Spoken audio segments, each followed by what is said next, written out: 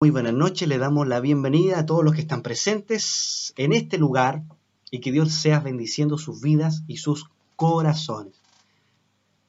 La parashat, esta porción que vamos a estudiar es la número 8, que quiere decir Vaishlach. ¿Qué quiere decir esta palabra? En hebreo quiere decir y envío.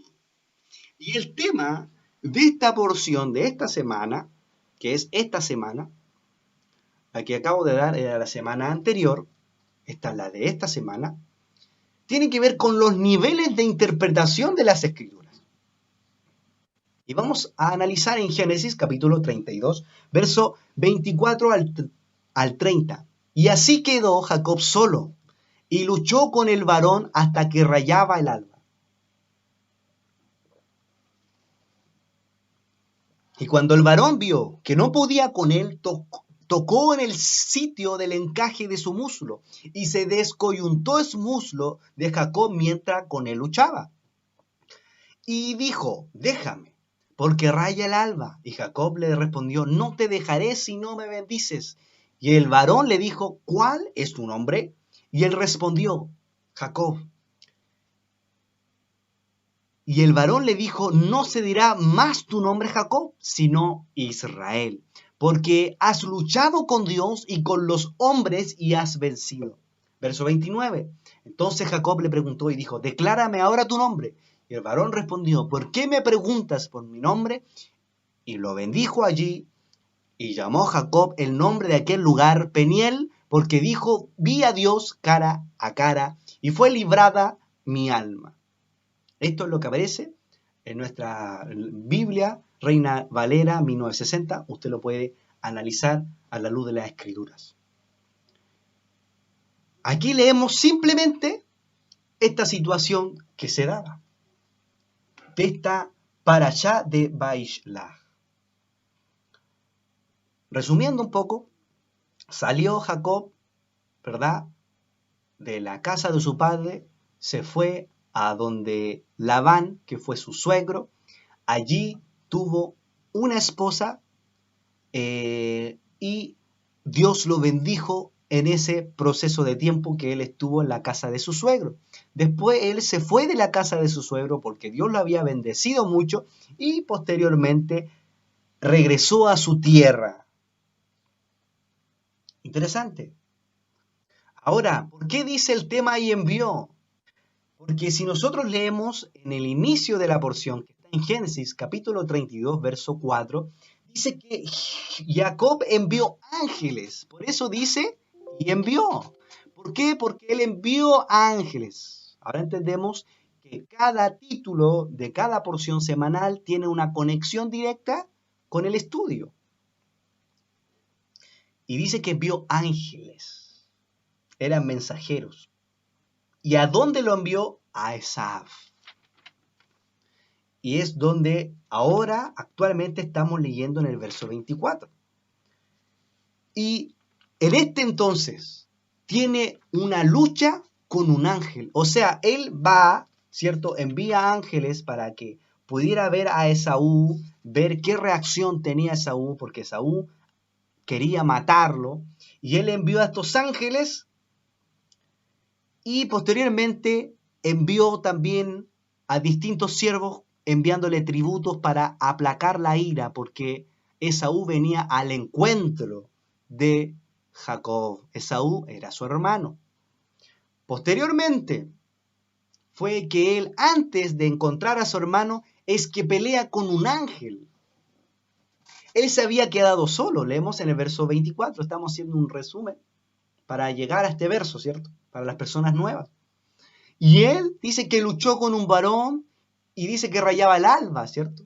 Y cuando el varón vio que no podía con él, porque empezaron a pelear. O sea, Jacob empezó a pelear con el ángel. ¿Pero con quién ángel? ¿Cuál era el ángel con el que peleaba? Debía ser con alguien. ¿Y por qué peleó con un ángel? ¿Y cómo? Si yo nunca he visto un ángel. Podemos hacernos distintas preguntas. ¿Cómo fue que un hombre común y corriente peleó con un ángel? Pero este hombre tuvo el poder y la capacidad de poder pelear con un ángel. Y ahora vamos a analizar los niveles de interpretación. Vimos ahora la historia, ¿cierto? Luchó con un ángel.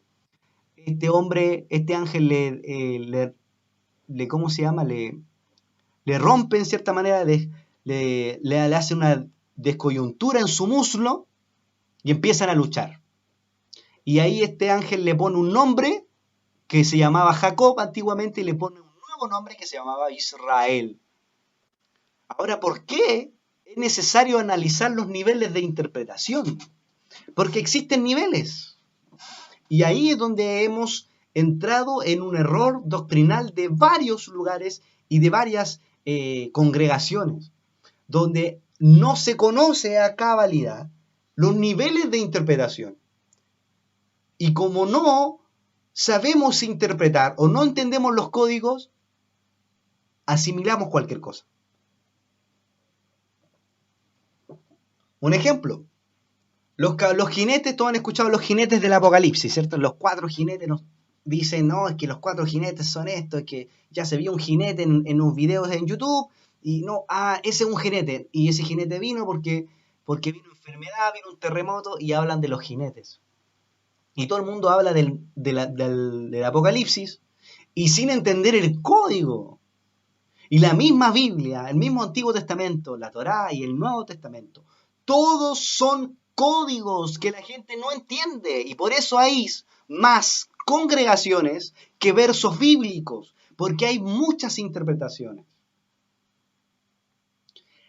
Y por eso debemos ir a la fuente, a la raíz que tiene el pueblo de Israel para entender estos niveles de interpretación y conocer de fondo cómo se debe interpretar. Y existe una palabra conocida en el mundo judío que se llama pardés. Pardés quiere decir paraíso. La palabra en hebreo, en español, paraíso.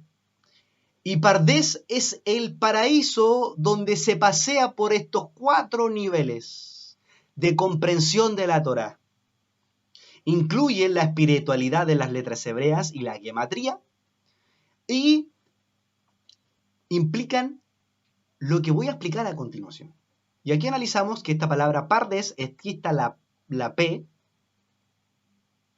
que es esta, aquí está la R, ¿verdad? D y S, ¿cierto? Por lo tanto, la palabra pardés se desprenden estos conceptos, estas palabras, y estas tienen su significado. Peshat es un nivel de interpretación de las escrituras, lo cual es nivel literal o histórico, donde se estudia las escrituras por encima, de una forma histórica. Por ejemplo, nosotros leímos recién y analizamos que Jacob, ¿verdad?, luchó con un ángel. Eso es un nivel histórico de texto, es un nivel de interpretación. Después hay otra palabra que se llama remes, que es un nivel alusivo, de significado. O sea, lo que hicimos en la clase anterior, buscamos un poco alusividad, ¿verdad?, y significado. Pero en esta palabra remes se analiza ciertos símbolos o textos de la Torá. Analizamos símbolos a lo mejor de las letras, se analizan símbolos de las escrituras, alegorías,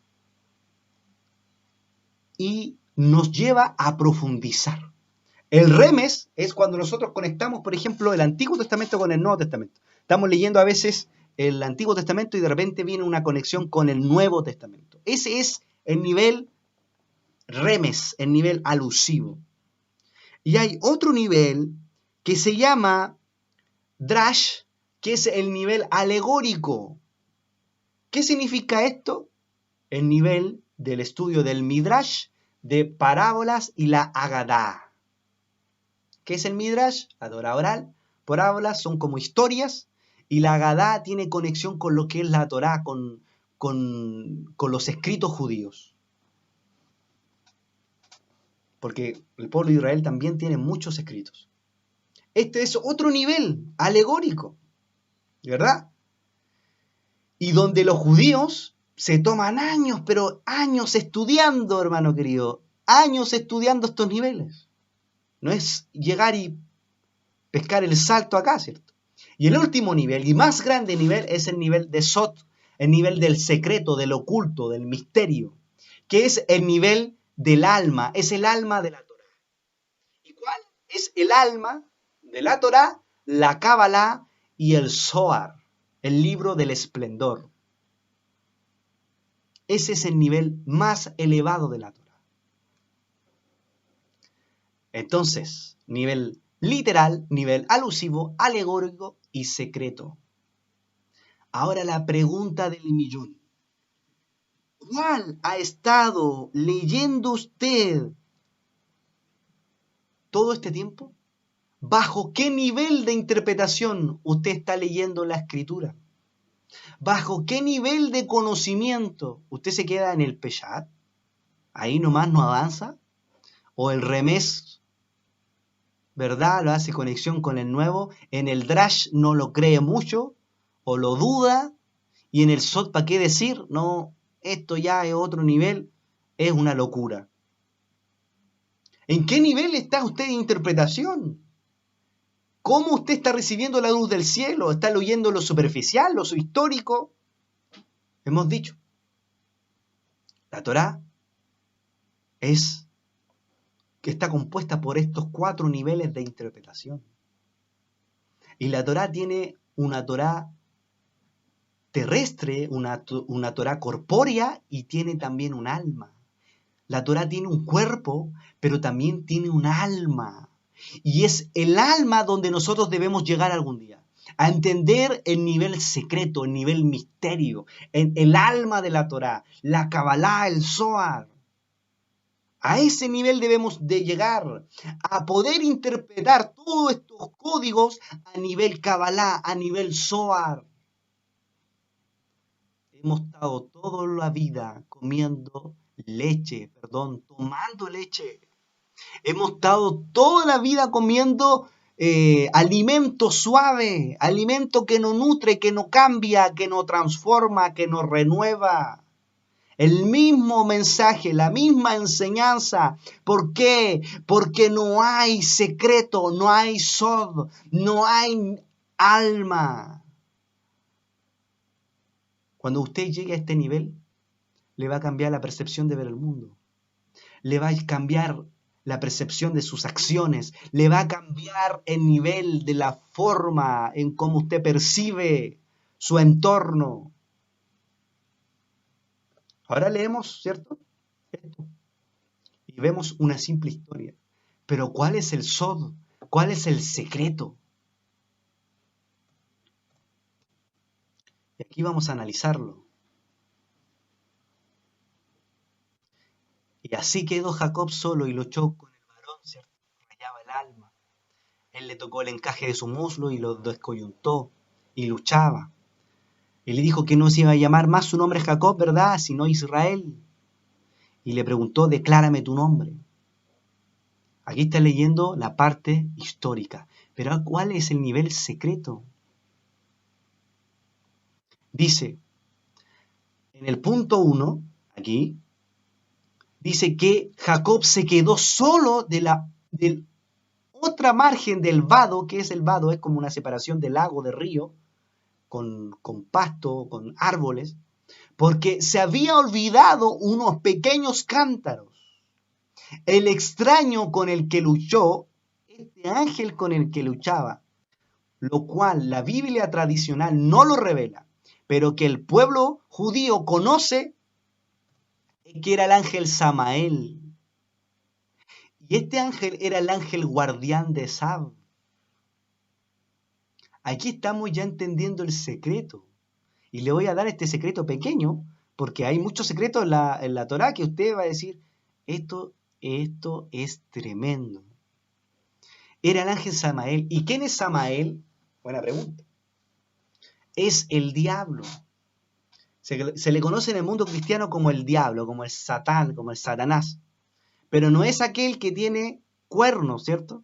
Y que tiene una cola en punta de flecha y que está pintado de rojo.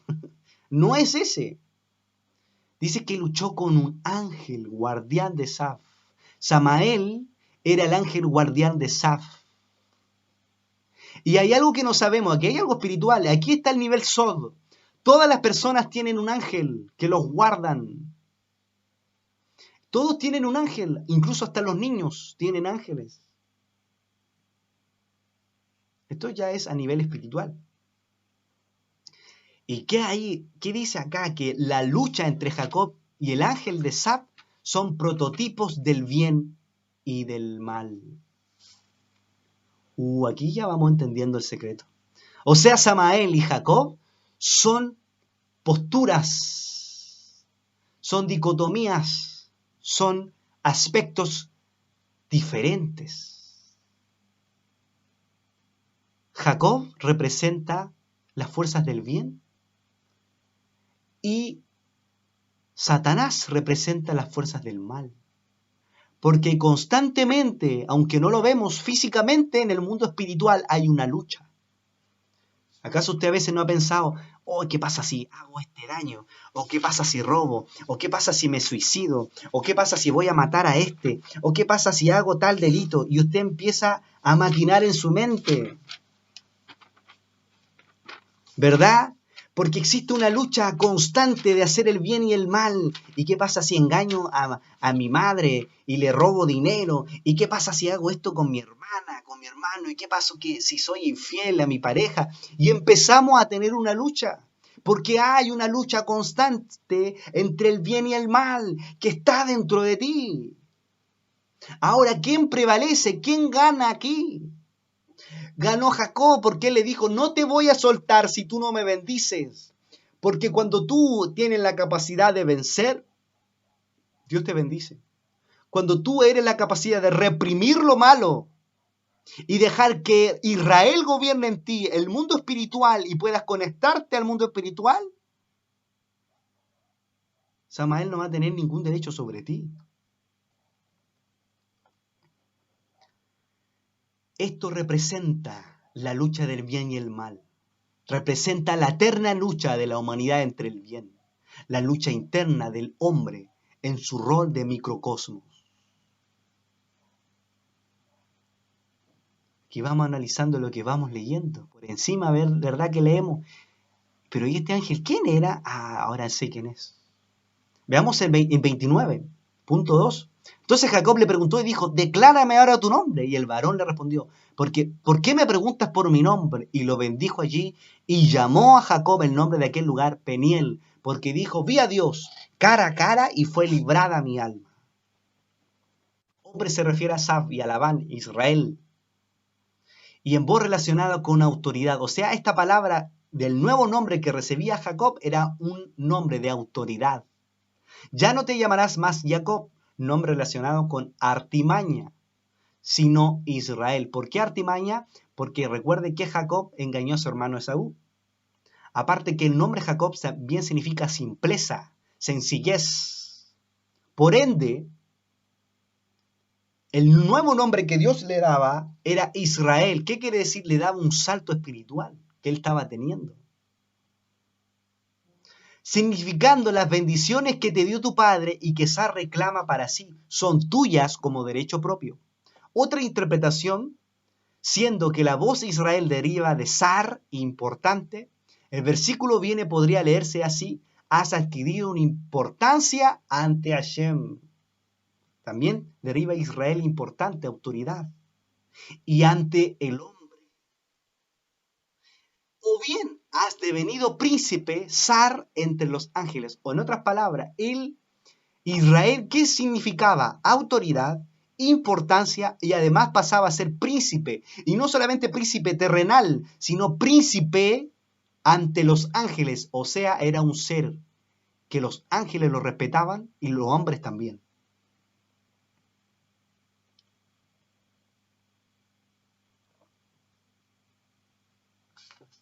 Esto es hermoso. Y aquí le voy a llevar a un análisis profundo. Este análisis va a ser nutritivo para nuestra alma. Si nosotros vemos a lo largo de la escritura, Jacob bendijo, Isaac su padre, bendijo a Jacob, su hijo, y le dio el nuevo nombre que era el nombre de Shaddai, uno de los 72 nombres de Dios. Por lo tanto, ¿Qué es lo que nos enseña el Midrash, la tradición oral de Israel? De que su madre, Rebeca, le dice que los ángeles acampen a tu alrededor y te protejan. Eso no sale en la Torah escrita, sale en la historia detrás de la historia, que es el Midrash o tradición oral. Y la madre le dijo, también lo bendijo a Jacob, le dijo que tus ángeles te acompañen. Y es curioso saber que después que el ángel lo acompañó, no fue tan así. Porque después que salió de su casa, hubo un ladrón que adquirió y le robó todo lo que tenía Jacob. Todo lo que tenía. Y él se fue sin nada a la casa de su suegro Labán. Incluso cuando Labán lo abraza, dice que lo abraza e intenta de buscar, si usted estudió la porción de esta semana, intenta de buscar si él tenía oro o algo, porque él sabía que venía de Isaac, y lo cual eran personas millonarias que tenían oro y plata en ese tiempo. Pero Jacob no tenía nada porque le habían robado todo. Entonces, ¿por qué la madre le dice que tus ángeles te acompañen y resulta que al parecer no lo acompañó? Porque Jacob en la casa de su suegro conoció más al Creador y más a Hashem. Incluso cuando él se refiere a Labán, le dice, mientras yo cuidaba a tus ovejas, mis ojos se oscurecían, mis ojos se adormecían. ¿Por qué? ¿Qué es lo que quiere decir ese texto cuando lo analizamos a profundidad? Quiere decir que este hombre constantemente cuando cuidaba las ovejas de su suegro Labán, él estaba estudiando Torá, estaba estudiando los secretos del cielo, estaba estudiando el nivel Sot de la Torá. Dios no lo protegió cuando salió de su casa, pero ahora llegando a Labán Dios lo empezó a bendecir. Pero ahora, cuando nosotros leemos en el inicio de la porción de esta semana, ¿cuál era el inicio de la porción de la semana? La parashá, Vaishlach, y envió en Génesis 32, verso 4, dice ahora, en el verso 4, dice Jacob envió ángeles. Hermoso. ¿Cuál es el secreto? ¿Por qué antes no los mandó nada? Si supuestamente venía con la bendición de su padre y su madre. Porque Jacob aún no había entendido lo que era el mundo espiritual.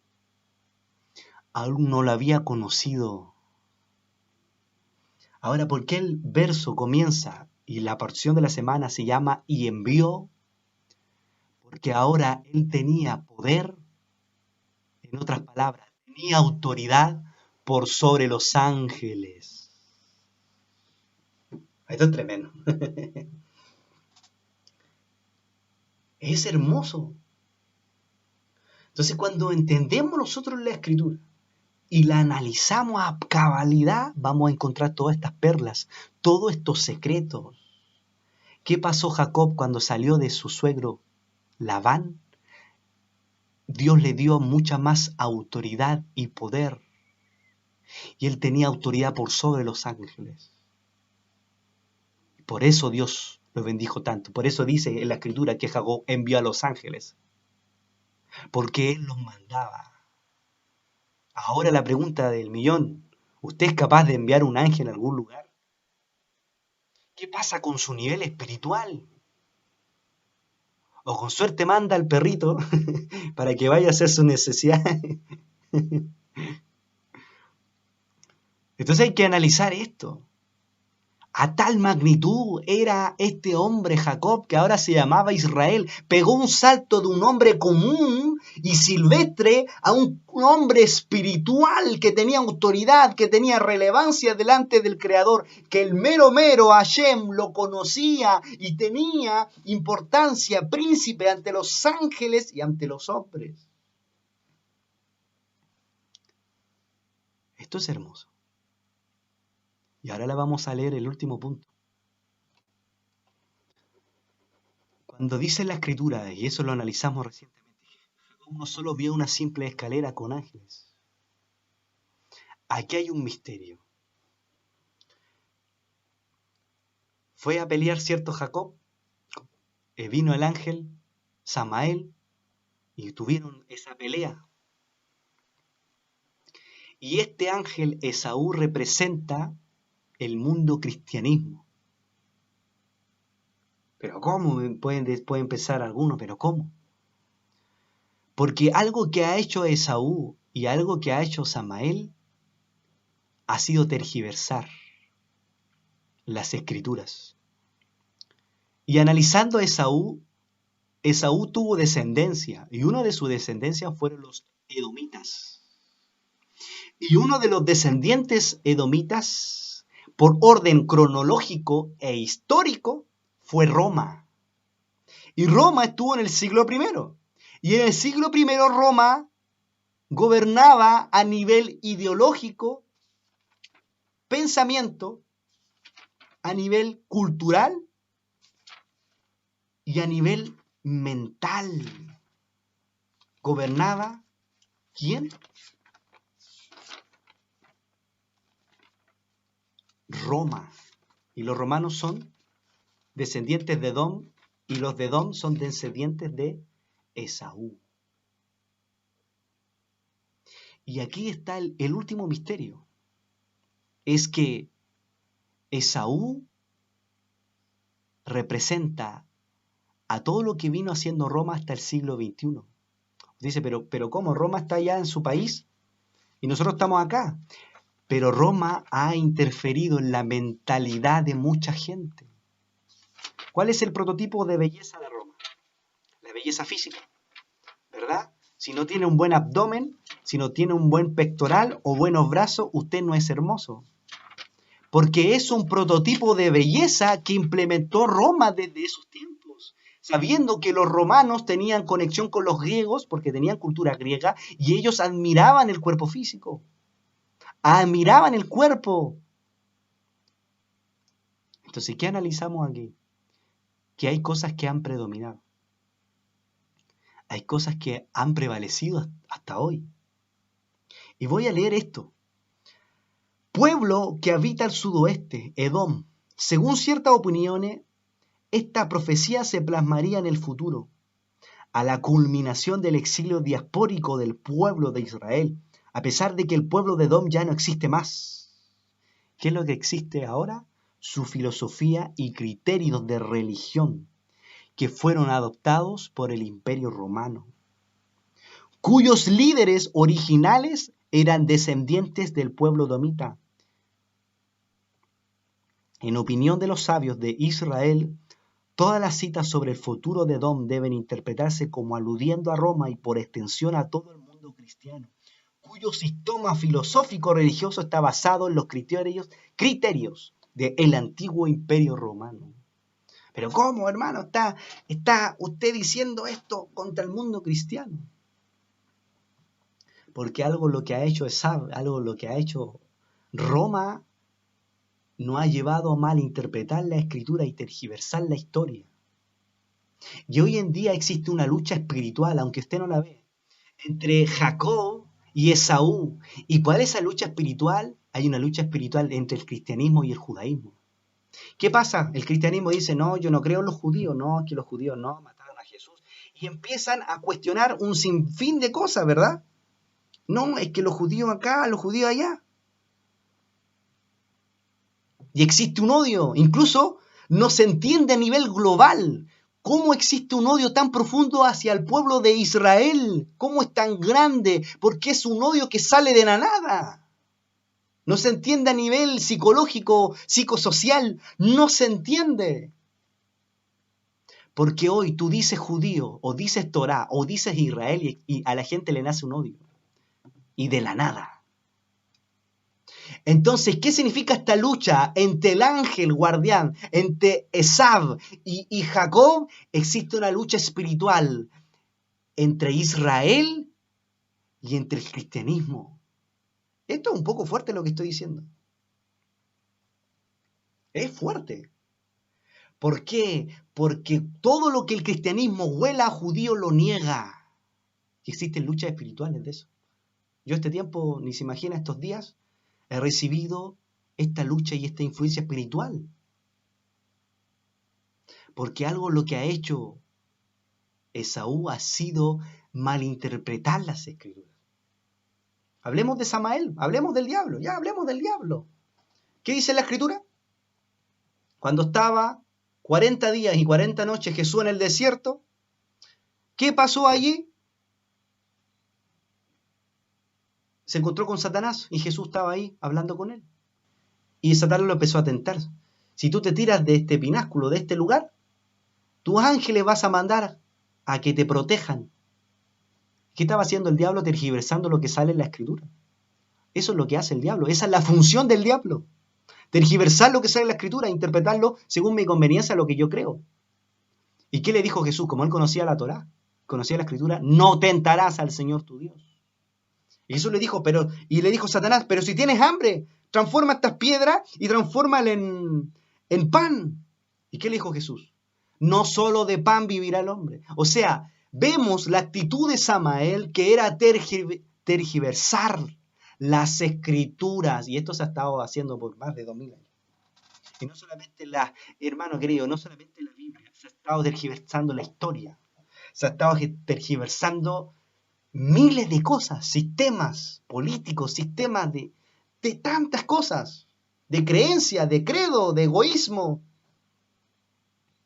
Porque a Samael está involucrado en todo esto. Vamos a la Escritura en Génesis. Cuando estaba Adán y Eva, ¿verdad? Y aparece la serpiente y le dice, no hay que comer de estos árboles. ¿Y qué le dijo Samael? ¿Qué le dijo el diablo, la serpiente? ¿Acaso no sabéis que si comes de este árbol, del conocimiento del bien y del mal, acaso no sabéis que seréis igual a Dios? ¿Qué pasó? Samael venía con una mentira. Venía con un engaño. Y esta es la lucha que va a haber hoy. Y va a ser una lucha espiritual. Y se está viendo una lucha espiritual entre Israel y entre el cristianismo. Y todo lo que se antepone y que se opone al judaísmo. Pero una vez, y con esto finalizo, una vez que Esaú y Jacob se reconcilien, todos vamos a pasar a ser una sola piedra. Y todos vamos a pasar a ser piedras del gran templo espiritual que va a inaugurar el Mashiach y que ya se está reconstruyendo en el mundo. Este templo espiritual del Mashiach. ¿Y cómo se está reconstruyendo? Mediante el estudio de la Torá, de los secretos del cielo, de la Kabbalah, del Zohar. Y todos los que llevan en su alma al Mashiach.